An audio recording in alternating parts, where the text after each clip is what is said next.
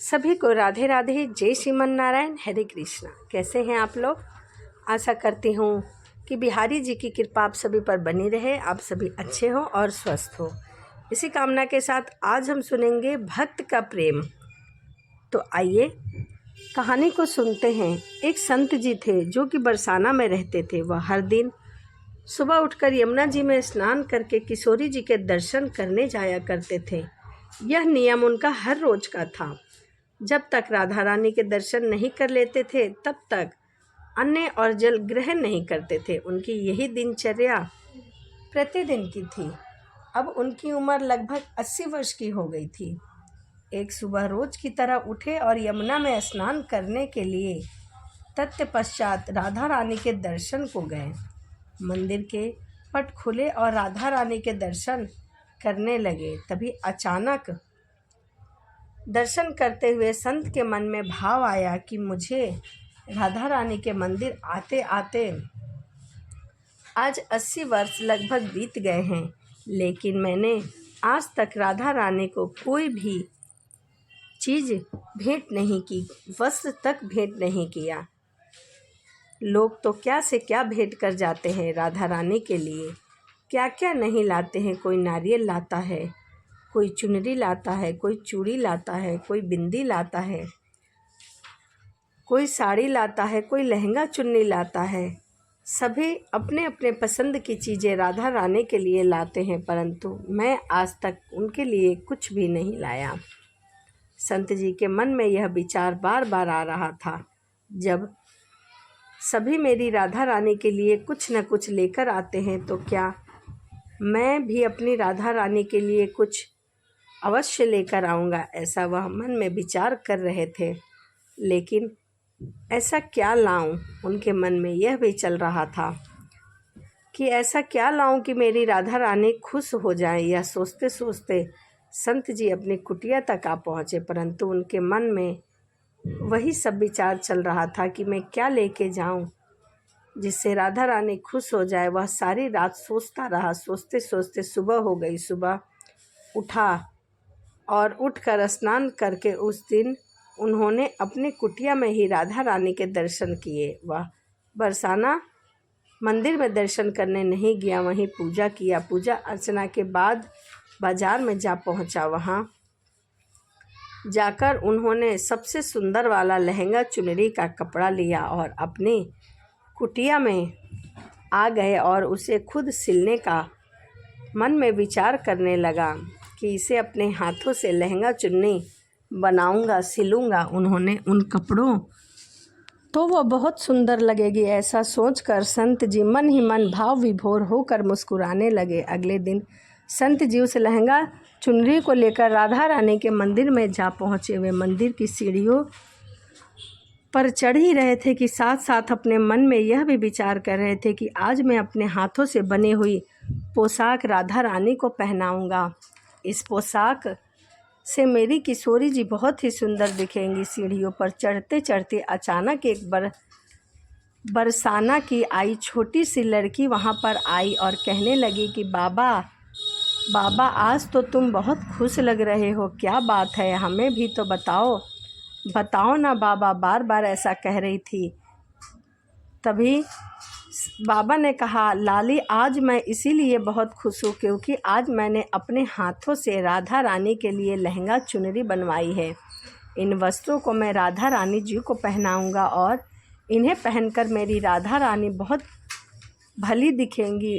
तब उस छोटी सी लड़की ने कहा, बाबा, मुझे भी दिखाओ कि वह कैसी है, आपने कैसी लहंगे चुन्नी बनाई है। तब बाबा कहने लगे कि वस्त्र खोलकर दिखाएं। उन बाबा को देखकर वह लड़की बोली, अरे बाबा, राधा रानी के पास तो बहुत सारी पोशाक है, तो आप ये पोशाक मुझे दे दो। तब वे संत बोले, बेटी, मैं तुम्हें बाजार से दूसरी पोशाक दिलवा दूंगा, परंतु इसे मैंने अपने राधा रानी के लिए अपने हाथों से बनाया है, इसीलिए यह मैं तुम्हें नहीं दे सकता, तुमको कोई दूसरी दिलवा दूंगा। लेकिन उस छोटी सी बालिका ने उस संत का अंगोछा पकड़ लिया और वह बार बार यही कह रही थी कि बाबा, यह पोशाक मुझे दे दो, मुझे यही पोशाक चाहिए।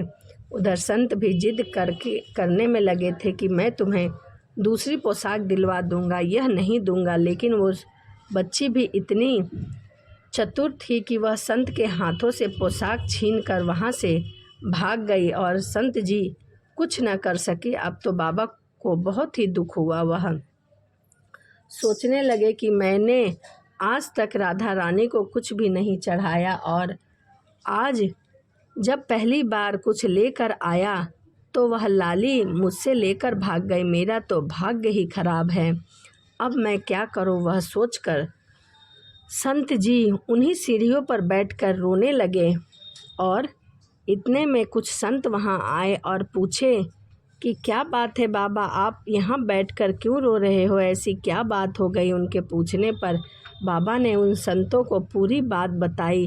तब उन संतों ने बाबा को समझाया और कहने लगे कि बाबा आप दुखी मत होइए, कल दूसरी पोशाक अपने हाथों से बनाकर ले आना और राधा रानी को पहना देना। अब चलो चलकर राधा रानी के दर्शन कर लो। संतों के समझाने पर बाबा वहाँ से उठे और राधा रानी के दर्शन करने के लिए चले गए। मन थोड़ा सा हल्का हो गया और वो संतों के साथ राधा रानी के दर्शन को निकल पड़े। रोना तो बंद हो गया लेकिन मन की स्थिति अच्छी नहीं थी, क्योंकि उनके मन में यही बात बार बार आ रही थी कि आज मैं पोशाक राधा रानी को नहीं पहना सका, क्योंकि उनकी मनोकामनाएं पूर्ण नहीं हुई थी। फिर भी अनमने मन से राधा रानी के दर्शन करने जा रहे थे, परंतु मन में यही चल रहा था कि लगता है किशोरी जी की इच्छा नहीं थी। शायद किशोरी जी मेरे हाथों से बनी पोशाक पहनना ही नहीं चाहती थी। यह सब सोचकर संत जी बड़े दुखी मन से इधर उधर देखते हुए मंदिर तक पहुंच गए। मंदिर आकर राधा रानी के पट खुलने का इंतज़ार करने लगे। जैसे ही राधा रानी के मंदिर का पट खुला तो सभी संतों ने कहा, देखो बाबा, आज राधा रानी हमारी कितनी सुंदर लग रही हैं। उनका मन तो पहले से भी व्यस्थित था, परंतु संतों की बात सुनकर जैसे ही बाबा ने अपना सिर उठाकर देखा तो जो स्वरूप देखा था वह देखकर वह एकदम से दंग रह गए। उन्होंने देखा कि जो लहंगा चुनरी बाबा ने अपने हाथों से बनाई थी वही आज राधा रानी ने पहन रखी थी। यह देखकर बाबा बहुत खुश हुए और उनकी खुशी का ठिकाना न था। उनकी खुशी के मारे आंखों से आंसुओं की धारा बह रही थी। उसी अवस्था में उन्होंने राधा रानी से कहा, हे राधा रानी, आपको इतना भी सब्र नहीं रहा कि मुझे यहाँ तक आने देती?